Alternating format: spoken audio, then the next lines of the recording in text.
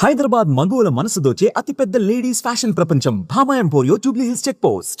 ఆంధ్రప్రదేశ్ రాజధాని అమరావతిలో మరొక నిర్మాణ ప్రక్రియకి ప్రభుత్వం శ్రీకారం చుట్టబోతోంది. ప్రధానంగా ఐఏఎస్ ఆఫీసర్ల బంగ్లాలు, జడ్జీల బంగ్లాలు, అలానే మంత్రుల బంగ్లాలు.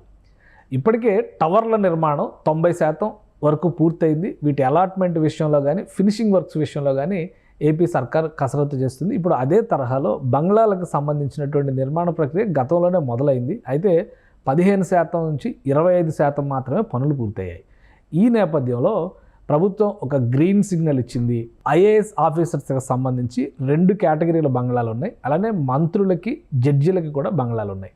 ఆ బంగ్లాలకి సంబంధించినటువంటి టెండర్స్ని ఫ్లోట్ చేసేటువంటి ప్రక్రియని ఏపీ ప్రభుత్వం గ్రీన్ సిగ్నల్ ఇచ్చింది. సిఆర్డీఏ ఆ పనుల్లో బిజీగా ఉంది. అలానే ఎలాంటి బంగ్లాలు నిర్మించబోతున్నారు ఒకసారి చూద్దాం.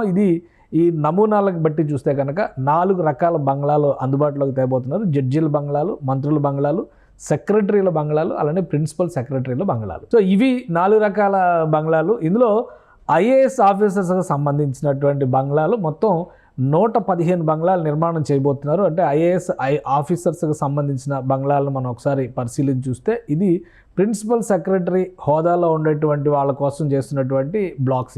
ఇవి ప్రిన్సిపల్ సెక్రటరీస్ ఉపయోగించబోయేటువంటి బంగ్లాలు.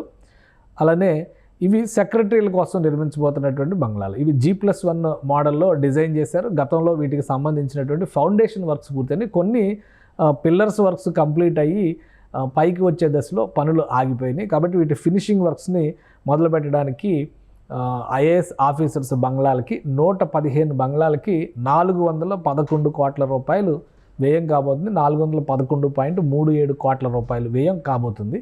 సో దానికి సంబంధించినటువంటి క్లియరెన్స్ రాష్ట్ర ప్రభుత్వం ఇచ్చింది. ఇక మరొక కేటగిరీలో చూసినప్పుడు ఇవి మంత్రుల బంగ్లాలు. ఇవి కూడా G+1 మోడల్లోనే డిజైన్ చేశారు.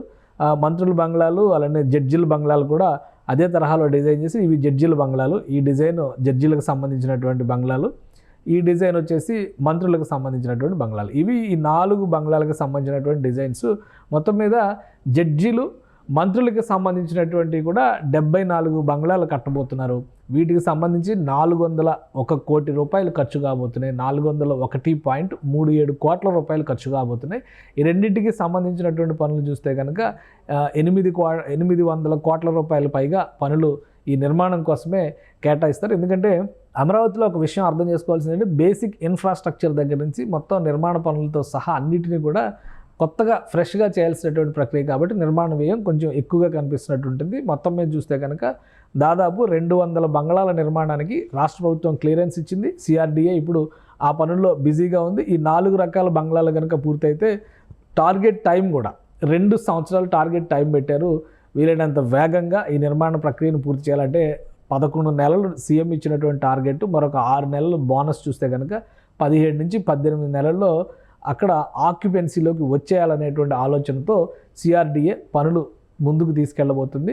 సో ఇవి వన్స్ టెండర్స్ ఫ్లోటింగ్ కంప్లీట్ అయిన తర్వాత, పనులు అలాట్మెంట్ అయిన తర్వాత ఈ టైం కౌంట్ అనేది, ఈ టైం టేబుల్ అనేదాన్ని ఫాలో అవ్వాల్సిన పరిస్థితి ఉంటుంది.